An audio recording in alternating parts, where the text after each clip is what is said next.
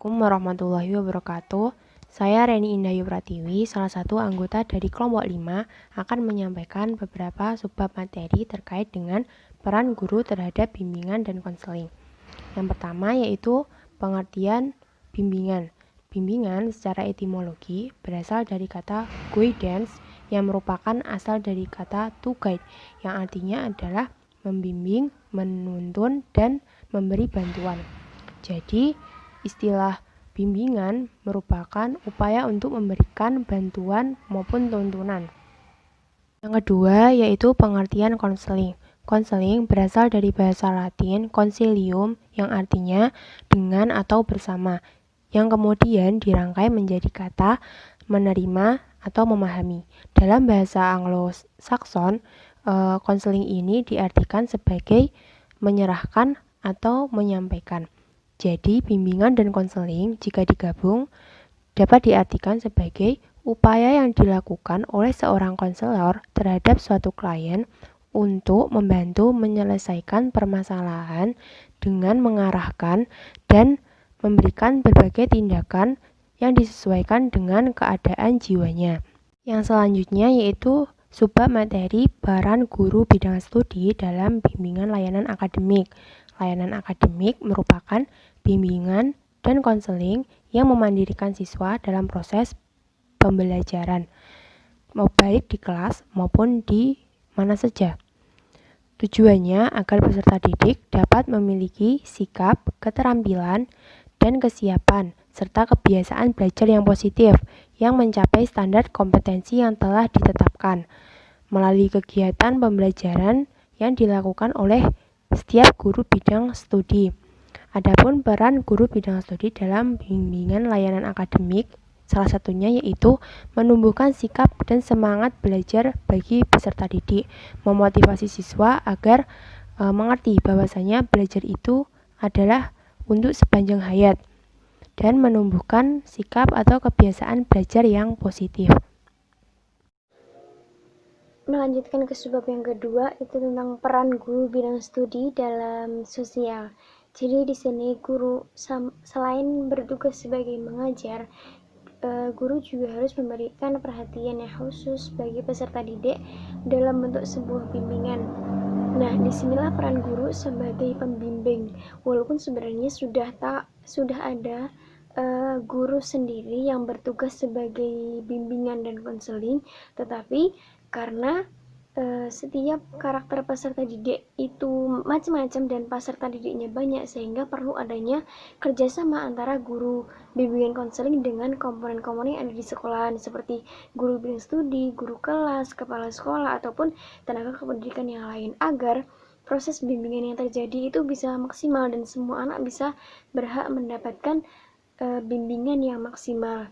Sebelum melaksanakan bimbingan, guru seperti yang dikatakan tadi, karena karakternya berbeda-beda, jadi guru harus mengetahui masing-masing karakter dari peserta didik. Nah, dalam kasus ini keterampilan yang akan dibahas yaitu tentang keterampilan sosial. Kenapa sih siswa harus memiliki keterampilan sosial? Karena keterampilan sosial itu merupakan sebuah keterampilan yang dalam bentuk berkomunikasi secara baik dengan orang lain.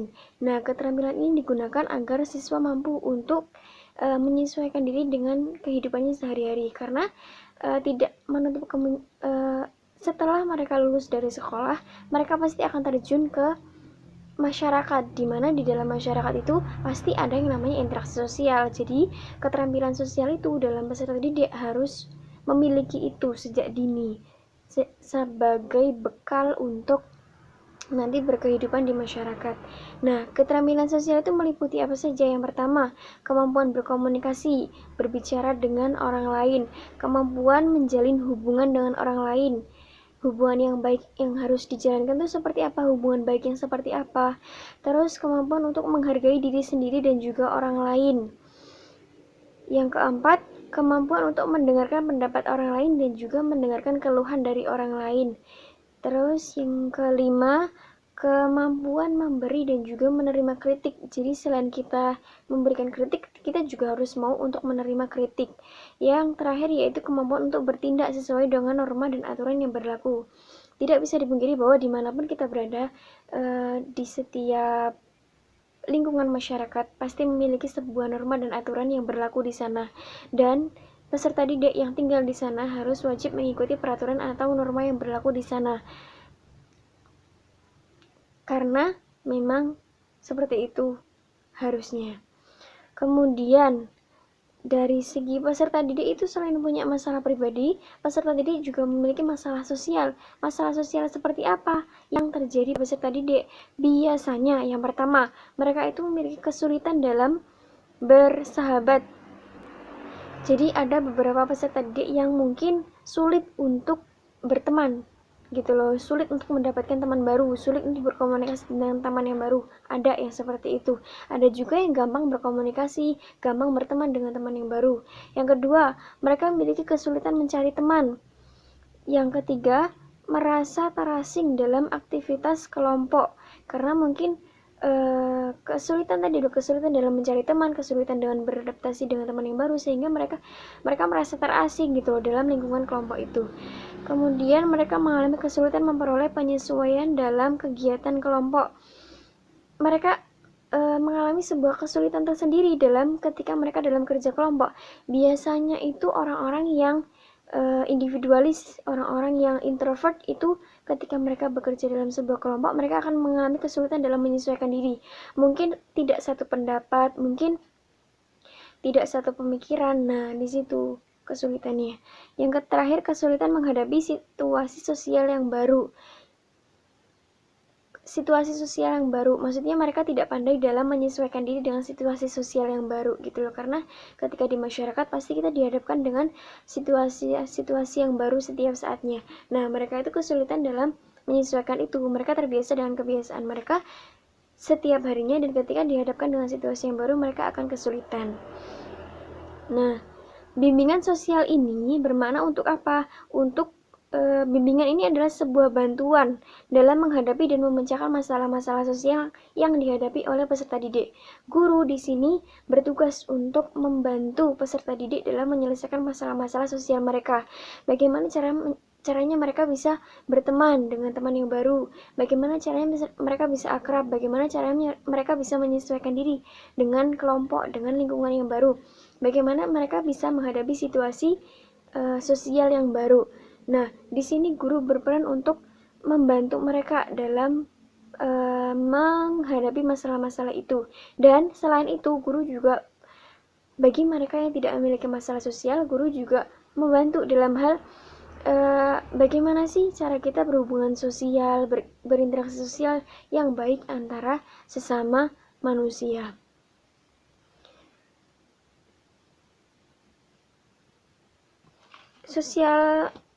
Kemampuan bersosial ini, seperti yang dijelaskan di awal, ini sangat membantu peserta didik untuk menyesuaikan diri dengan lingkungannya.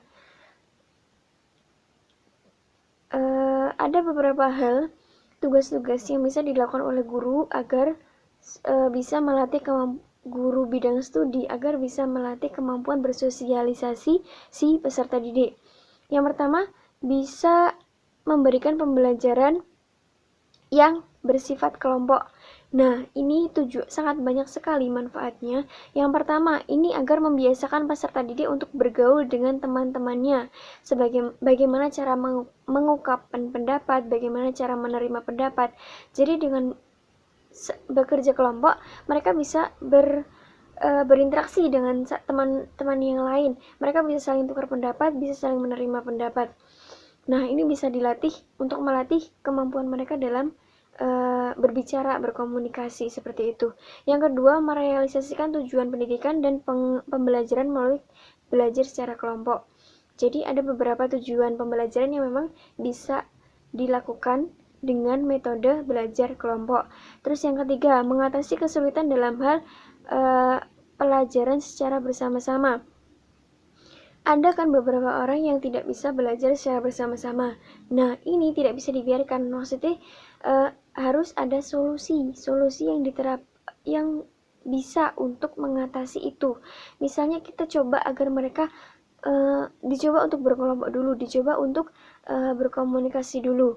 Jadi nanti lama-kelamaan kesulitan mereka dalam belajar kelompok tadi bisa teratasi dengan mungkin arahan-arahan dari guru tersebut. Terus yang keempat, belajar hidup bersama agar nantinya tidak canggung dalam masyarakat luas. Jadi dalam belajar kelompok ini kita juga mempelajarikan kepada siswa bahwasannya dalam masyarakat nanti kita akan hidup seperti ini loh, kita akan hidup secara berkelompok nantinya, kita akan saling berkomunikasi satu sama lain, berinteraksi satu sama lain, saling tukar pendapat, saling mengkritik dan sebagainya. Jadi nanti ketika di masyarakat terjun mereka tidak akan canggung lagi. Yang terakhir, memupuk rasa gotong royong. Nah, dalam kelompok ini pastikan ada rasa gotong royong, saling kerjasama untuk menyelesaikan sebuah misi, memecahkan sebuah masalah. Nah, di sini juga bisa melatih keterampilan sosial. Selanjutnya, yaitu peran guru bidang studi dalam pribadi. Guru bidang studi juga memiliki peran dalam pribadi peserta didik.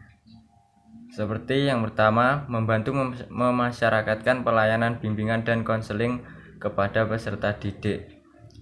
Memasyarakatkan ini artinya memberikan pengarahan ataupun penjelasan bagaimana peserta didik itu jika ingin melakukan bimbingan dan konseling. Yang kedua, yaitu membantu konselor mengidentifikasi peserta didik yang memerlukan layanan bimbingan dan konseling serta mengumpulkan data tentang peserta didik tersebut. Dalam hal ini, guru bidang studi melihat peserta didik mungkin ketika mengajar itu juga mengumpulkan data tentang peserta didik, tentang sikap ataupun perilaku yang terjadi pada peserta didik tidak seperti biasanya. Itu berarti peserta didik tersebut membutuhkan bimbingan dan konseling. Yang ketiga, yaitu mengalihkan peserta didik yang memerlukan layanan bimbingan dan konseling kepada guru konselor.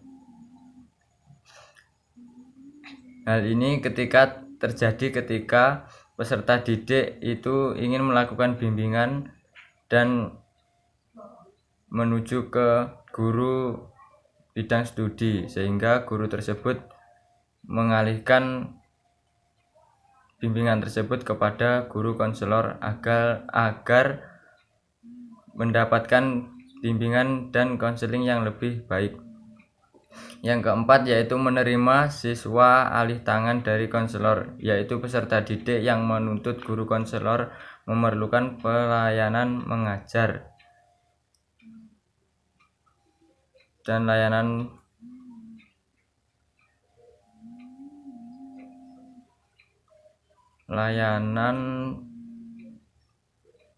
pengajaran atau program pengayaan.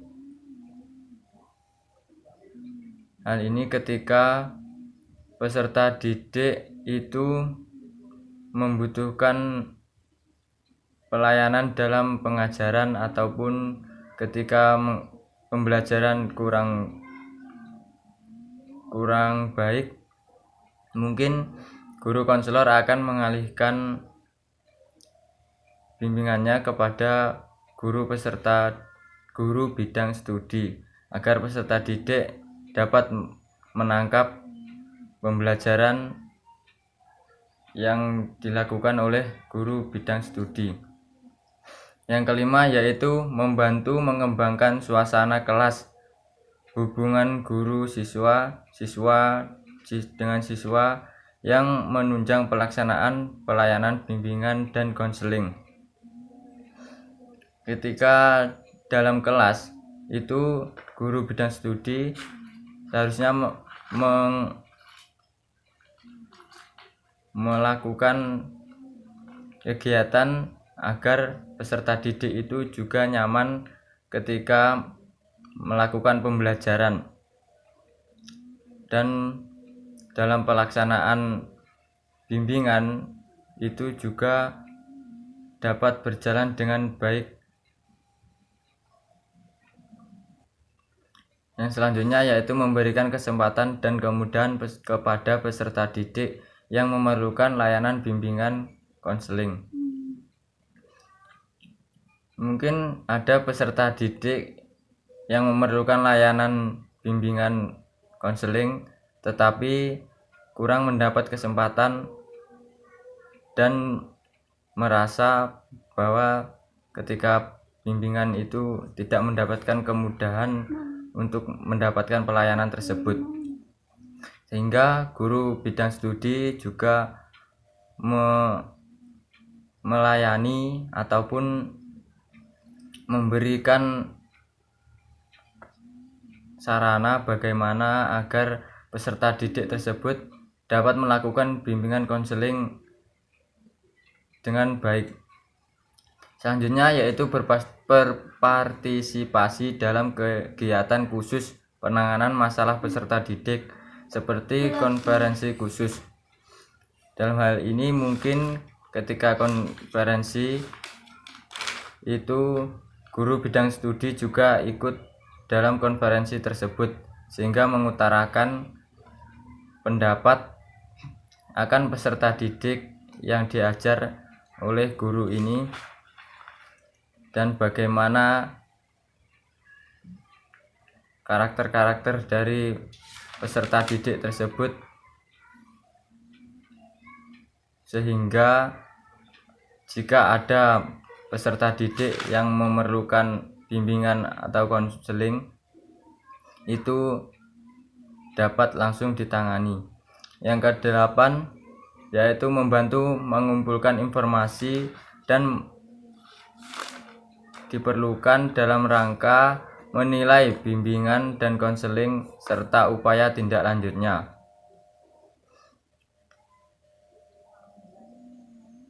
Mengumpulkan informasi peserta didik oleh guru bidang studi mungkin dilakukan ketika proses pembelajaran berlangsung, sehingga ketika mendapatkan informasi dari peserta didik itu ada tindak lanjut yang dilakukan seperti memberikan pengarahan kepada peserta didik tersebut. Selanjutnya yaitu ikut berpartisipasi dalam pengumpulan data dan penyampaian informasi. Pengumpulan data dan penyampaian informasi ini mungkin akan berhubungan dengan guru konselor dan juga peserta didik yang bersangkutan. Yang terakhir yaitu ikut berpartisipasi dalam menolong peserta didik terutama terhadap masalah yang ada hubungannya dengan mata pelajaran yang diasuhnya dan strategi mengajarnya. Ini mungkin sering terjadi ketika proses pembelajaran peserta didik itu kurang menangkap bagaimana atau hasil dari pembelajaran yang telah dilakukan. Mungkin peserta didik tersebut kurang memperhatikan ataupun strategi dalam mengajar guru bidang studi itu kurang baik atau guru tersebut juga kurang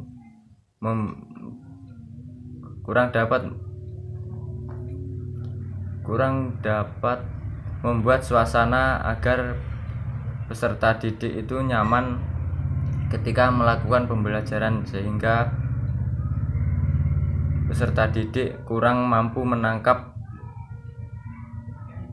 apa yang disampaikan oleh guru bidang studi tersebut, sehingga selanjutnya itu melakukan perbaikan dan memberikan pertolongan kepada peserta didik yang kurang paham akan materi atau pembelajaran yang disampaikan ketika pembelajaran berlangsung. Mungkin sekian dari kami, kurang lebihnya mohon maaf. Akhiran, wassalamualaikum warahmatullahi wabarakatuh.